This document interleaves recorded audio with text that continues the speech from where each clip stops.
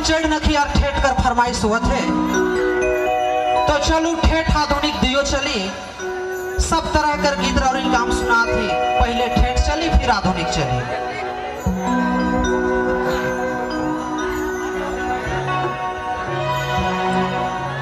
चलो भैया रावरी अगर इतना प्यार मिलेला वो हामिन कलाकार कर लिए बहुत बड़ी बात है।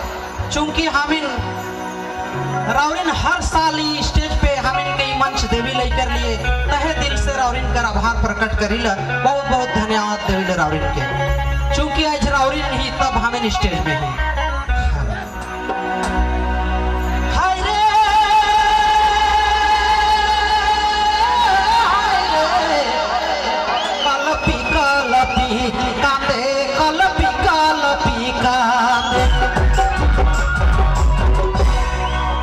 करो का